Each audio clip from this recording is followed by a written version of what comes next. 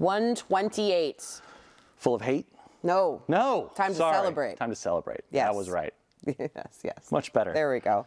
We're back with another episode of your favorite show about movies and video stores and physical releases, Viva Physical Media. We don't have any big updates because our hugest update we told you about last episode, and you probably heard about that before. We own the building. It is ours. Not me and Matt personally, but Scarecrow in general. So that is great news. Give us a little congratulations. If you see anybody at the store or whatever, just tell us good job. Because we did that. Good job. But also thank you guys, because without you, it wouldn't be possible. It wouldn't have been possible. You know, a year and a half ago, we were on the verge of maybe not being here at all anymore, and it's all turned around. It's all turned around. Because of people like you. Because of sustained support from people like you. So continue to spread the word about Scarecrow Video and physical media and cool, weird movies that you can't see elsewhere, and just the way of walking through the aisles and browsing physical releases. Yeah, absolutely. And also talk about our show and hit subscribe, hit like. Don't forget to vote for Raunch vs. Rom from last week's episode. I had 1983's romantic comedy with Dudley Moore and Mary Steenburgen, and you had? I had 1985's Ocean Drive Weekend with a bunch of 40-year-olds pretending to be 20. Just like me. Just like Matt. Section-wise in the store, we have Queer Love Stories up. We have Best of 2025 still up. Lots of good stuff around here. We also, sadly, just have a so many people have been passing away lately. Memorial stuff. I feel bad for Brian. Just having to like constantly be like, oh fuck, another. Every time someone dies in the film industry, I always think about Brian. Yeah, because he has to set up the sections. Because he has to set up the sections. And just yesterday, when we were when we were recording this, we lost James Vanderbeek and Bud Cort. Yeah, R.I.P. R.I.P. So come on in, browse the shelves, rent by mail if you're not close by, and let's get talking about some movies. Video. It's the only way to get what you want to watch when you want to watch it. Action, adventure, horror, comedy, drama, suspense, romance. Great entertainment. Always a great value. Video, it's what you want to watch. My pick for this episode is a sweet little movie called Louise By The Shore. And yes, I rented this because my dog/daughter's name is Louise. I was up in the animation room. It caught my eye, and I rented it because I was like, you know what? I watch a lot of just fucked up, depressing ass, gross, weird shit all the time. Why not watch something that's a little sweet? This literally says charming and unexpectedly upbeat. Yeah. It was also, Mission but accomplished. It was also like a little emotional and sad too. So this movie is from 2016, animated, directed, written by a French guy named Jean-Francois Blaguioni. Good. Yes. Perfect. It's about this old woman named Louise who has a summer house on the French peninsula. She's headed to the train station because the season's about to be over. It's the final train, but she knows she has 5 minutes from her spot to the train station. I had plenty of time. It's only a 5-minute walk to the station.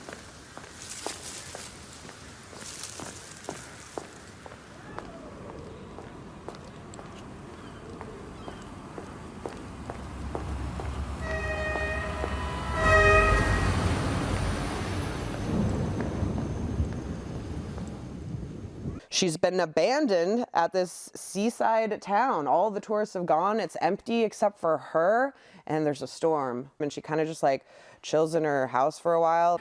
The storm lasted for 3 days, 3 whole days, when I didn't dare leave the house.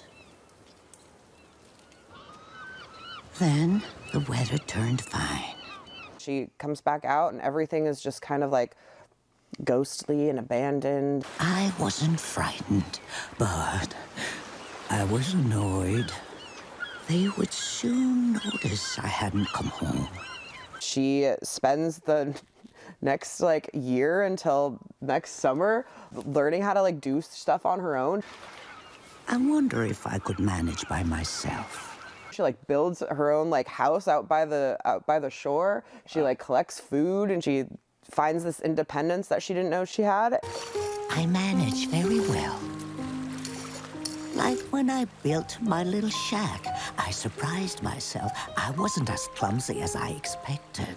It takes place in the form of a letter that she's writing later, being like, these tourists don't even know what it's like when they're not here, like what I had to go through. All the while, she's kind of musing about aging and about her family, and then it also does flashbacks to her childhood and her friendships and her first loves, and there's also like this kind of like really fucked up part of that she keeps flashing back to is when she was a child. She found the body of a World War II parachuter hanging in the trees, and she goes and she just like talks to it all the time.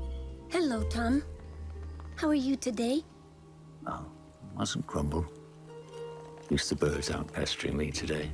It's this weird mix that kind of blends surrealism and then also very real memories from this older woman. And it's gorgeous, like pastel flowing oceans and like seaside vibes. And it's just like a very sweet, it did make me tear up towards the end, movie about this really funny old woman who learns to like find her strength and find out her identity and like depend on herself and find joy within herself and her own memories. And it was just it was a nice surprise, and one of those things where you just kind of blind pick something off a shelf based on title or cover, and it really turned out for you. So if any of that sounds good to you, check out Louise by the Shore.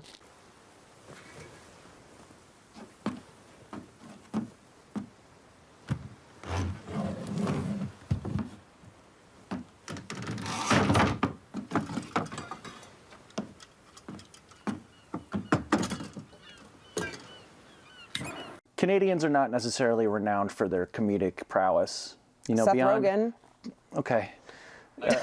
Well, I'm getting somewhere with this, okay? Beyond your SCTVs and your Kids is in the Halls, you know, there's not a ton, you know, like they all became famous in America later, you know? Anyway, I say all this because of my love for the great Dave Foley, who not only was one of the founding members of the Kids in the Hall, he also started one of my favorite sitcoms ever called News Radio. And he made a long, little seen, mostly forgotten comedy in 1997 called The Wrong Guy.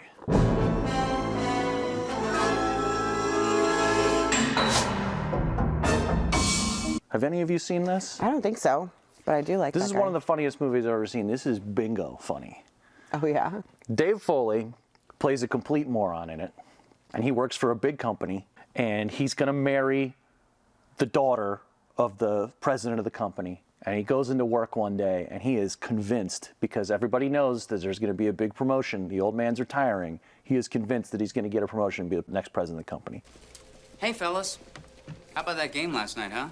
What game? There's no game last night. Big day, though. Gotta go. And then he goes in and he sits down at the big boardroom table, and the president of the company, his soon-to-be father-in-law, is like, it's going to be that guy instead. What did you just say? Ken is the new president? What? I don't know how to say it any more clearly. Ken is the new president. Somebody else say something. Hey, Bert, you're making an ass of yourself. Okay, I can hear. I just can't believe what I am hearing. And Dave Foley's really mad, and he's like, I can't believe you would do this to me. I'm going to kill you. I'm going to kill you. In front of everyone. And then, while he's out crying in his office and everybody's making fun of him for blowing the big promotion, somebody sneaks in from the ceiling into the boardroom and kills the president of the company. Oh, boy. And then Dave Foley walks in and finds the dead body, picks up the knife. It's got blood all over his clothes and everything.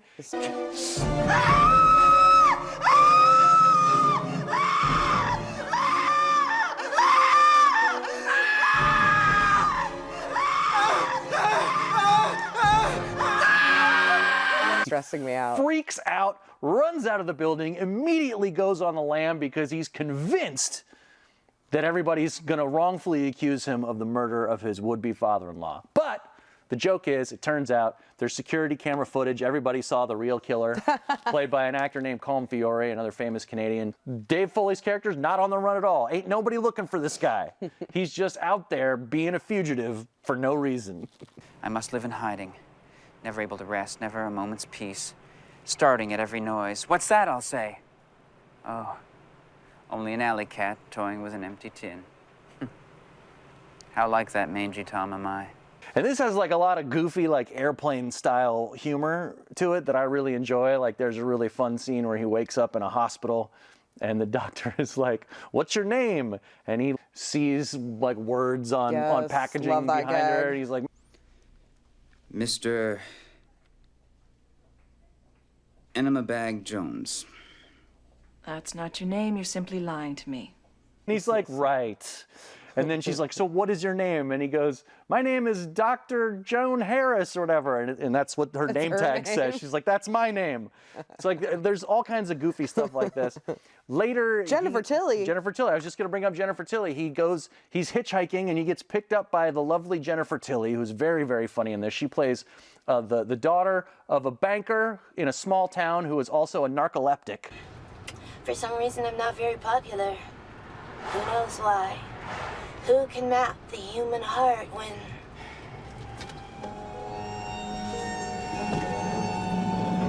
The joke for a big portion of the rest of the movie is that in this town, the banker is the nice guy, played by Joe Flaherty, another great Canadian comedian. He's the nice guy, and the evil Farmer John is trying to ruin the bank. Sell me your share of the bank now, and your investors will get some of their money back.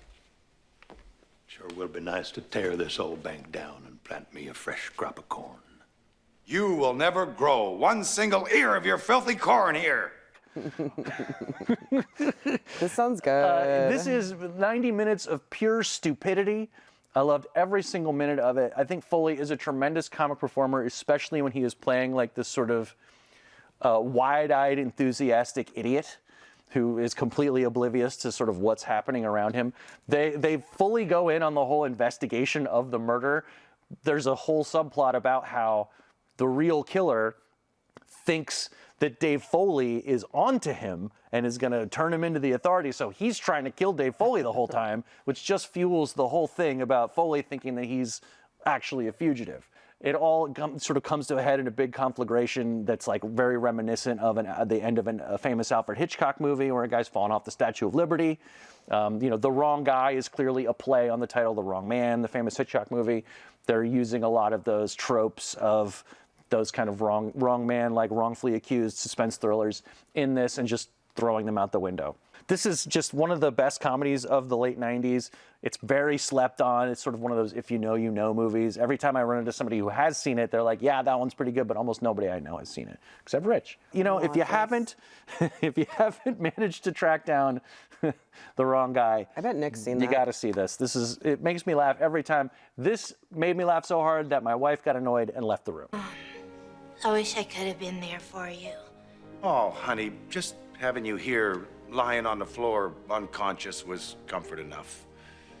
Thank you, Daddy. All right, so our dog movie this time around is Russell Madness. Kind of a combination dog-monkey movie. It's a dog-monkey movie and family movie. The dog and the monkey are very cute. The guy who directed this, Robert Vince, directed all the Buddies movies, Yeah. so he knows. He's like the honcho behind the Air Bud concern. Yeah, the whole franchise. He's probably hella rich. Yeah. Making a new one, you know. I know, they're making a new like Air Bud. Yeah, a new Air Bud. Yeah. It's crazy. We'll watch it. This starts in Portland. Yes. It is in Portland. It takes place in Portland. I don't believe it was shot in Portland. This family inherits a wrestling theater. Yes. That's Nate, Colleen, their son Max, and daughter Lena.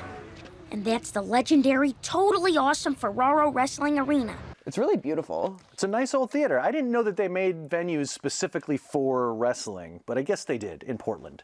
Keep Portland weird.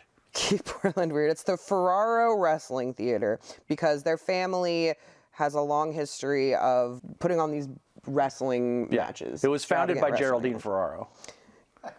I made that part up. Okay, I was like, sure.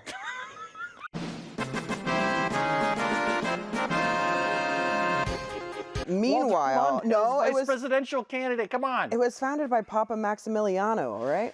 That's what I said. Papa Maximiliano started this whole place with nothing more than passion and a dream. And meanwhile, at a pet store, there's a litter of Jack Russell Terrier puppies that are so fucking cute. Very cute puppies. But one is non-adoptable. He's so cute. Because every time he gets picked up, he pisses everywhere. Yes. Which is like, I mean, I've been there. that's a pup, just train the puppy or whatever. And it's one of those things where like, if we don't get this dog adopted, we're gonna have to take him to the pound. What's the pound? It's a place where rejects go, because no family wants them. So this family is trying to revamp their wrestling business. Their wrestling business, and they're under constant threat from the big wrestling promoter in town, played by John Ratzenberger. Yeah. With a crazy mullet. Yeah, yeah. And there's this monkey that has lived in there since his dad worked with the wrestlers. Who's the monkey? Well, Maximiliano was an interesting character, and that was his monkey Hunk. And he referred to him as his partner. Like a mascot? Yeah, kind of. And he is voiced by Will Sasso. The monkey talks, and everyone can hear the monkey. That's an interesting decision. It's a big twist. Everyone knows that the monkey talks. Because he was just trained to talk, I guess. To speak English.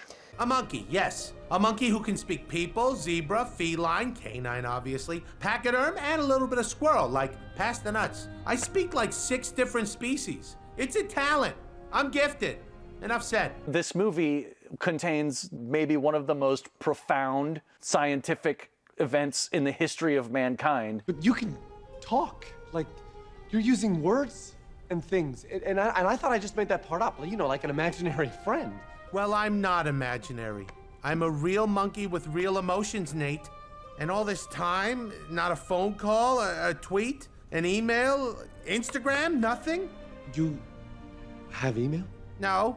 They have taught a monkey to speak English intelligibly. And they're worried about having enough money to pay for this wrestling theater. Right. I mean, I think that the monkey is probably the bigger show here, but it's totally normal to everyone else. It's like in the Alvin and the Chipmunks movies where they're famous because they're so talented and not because they're talking fucking chipmunks. Wow, that was quite a kiss. So they're trying to get this off the ground. They put out a call for wrestlers on Craigslist. Wait, you're for Raw Wrestling. Yeah. You guys just reopened, right? Mm-hmm. You guys should come Thursday. I'm kind of. I can get you guys free hot dogs. Sure. I'll be there. See you there. Yeah, that sounds great. That would get me. That's getting kids there. And then meanwhile, Russell escapes from the I want a hot dog pound. right now, just speaking of. I had one yesterday. I had a Costco hot dog. Sick. We're going to Costco on Saturday. Nice. Get one. Yeah. Cold hot dogs, what I wanna get. Only $1.50, they don't make a profit. I don't want the soda, but I'll take it, I guess. Got 'em as a kid and I haven't progressed. Costco hot dogs really are the best. So Russell escapes and he shows up to this wrestling match and then ends up wrestling this like big monster guy for some reason. Yeah, he fights real dudes because he does like crazy drop kicks and stuff. And he puts his arms around their necks and shit. And they're like, well, how would you like to be a wrestler? What's wrestling? Wrestling is when 2 large men battle their hearts out in the ring, in front of their fans, asking for nothing more than pride, glory, and of course a large sum of money. And so they decide to make that it a all shtick. makes perfect sense. And Russell talks, but no one can hear him except for the monkey. Yeah. And the monkey's talking to him and he goes, all this could be yours. How would you like to be a wrestler? But I'm not a large man. I'm a small dog. Truer words have rarely been spoken. He puts on a bunch of different cute costumes to find like his character. The dog's really cute in this. And the monkey's like a real monkey. This is a real monkey in here. But they do the CGI They do like the moving talking mouth. mouth. Oh, I get what's going on here. You actually think this dog belongs to you. Oh, naive Nate. This dog is mine. What do you mean? Mr. Vaughn wants to take over the wrestling thing again. And he like sets up like he makes one of the wrestlers like take a dive. Him and the dog get really famous. They have to go on this tour, and the wife and the daughter and the son are at home, and they all like. They're like, you're gonna miss our birthday, you're gonna miss our anniversary, you're gonna miss Christmas, and he like ends up missing all of those holidays. And he never once does he say, we have a fucking talking monkey. Yeah. Let's just go on TV. The final like fight, there's like a dog whistle that fucks up. The hammer uses the dog whistle. Which I don't think should be allowed. Yeah, but you know, it's wrestling. It's not real. That's the other thing is there's no kayfabe in this movie. Like the wrestling's all real. Like the fights they're not staged. Yeah, this Jack Russell Terrier is literally... He's beating these grown men. Subduing grown muscle men in the ring. Here's the problem, and it's, in my opinion, endemic to the Air Bud and Ancillaries franchise. And we're the first to admit these aren't for us, That's obviously. fine. That has nothing to do with it. They're for kids. Yeah. They're for families to show their kids, and that is great. And they're perfectly fine. For me, they need to be 35 minutes long. You know, like in and out. Because after a half hour of like, the dog is cute, these jokes are 1 in 20 funny, and we all know how this is going to turn out at the end. Like, I get bored really fast. They're not clever enough or inventive enough to really overcome that. It's not one of those kid movies that gives you, the adult watching, a little something to like keep going. Yeah. The big takeaway... It was no Hotel for Dogs, and it certainly was no Bingo. The takeaway for me was like, I'm glad I don't have children because I would be afraid that my children would really love this and I'd have to sit through it 50 times. How many paws are you going to give this? I'm going to give it 2.5 paws. Yeah. I'm being generous. I was going to give it 2, but, you know, I am just going to give it 2. The monkey's funny. Monkey's funny, but it kind of freaked me out. He just stands up too straight and he wears little trousers. Like, racist. Also, he's just like, how long has he been alone in that abandoned Well, he's been learning how to talk. I don't know. What do we got next? We got a movie called My Dog Tulip. Another animated dog. Yeah, it's an animated dog movie. It's supposed to be really good. I got here somehow from the Louise By The Shore movie. It has the voices of Isabella Rossellini, Lynn Redgrave, and Christopher Plummer. Sick. Based on the award-winning best-selling novel by J.R. Ackerley and featuring the voices of, who I just said, in heartwarming performances. The book's British author and distinguished man of letters hardly thought of himself as a dog lover when, in middle age, he came to adopt an Alsatian he named Tulip.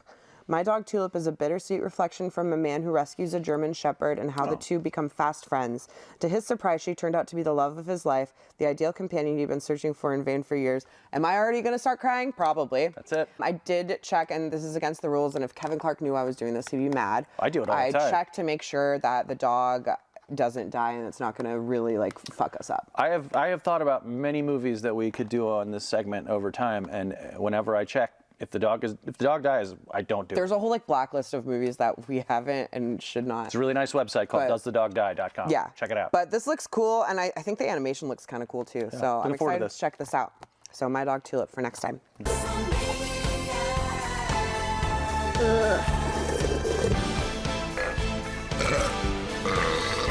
128. Great. Out the gate.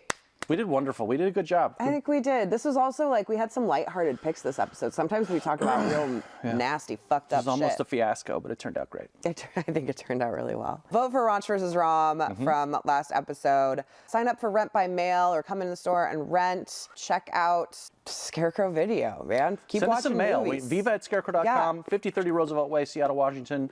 Roosevelt Northeast, Seattle, Washington, 98105. We love your mail. We're waiting to accumulate some mailbags so that we can do a little mailbag episode. Yeah, a decent mailbag. That'd be cool. We love you. We miss you. Yeah, we miss you. We love you. Tell all your friends about your favorite YouTube show, Viva Physical Media. Yeah, smash that like button. It's free 99. And we'll see you next time. Bye.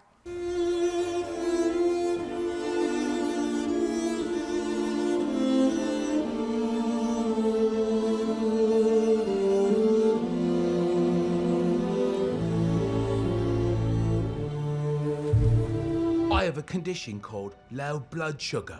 I have to eat every few seconds or else I'll get hangry. Hangry? You know, when you get so hungry, it makes you angry. Hangry.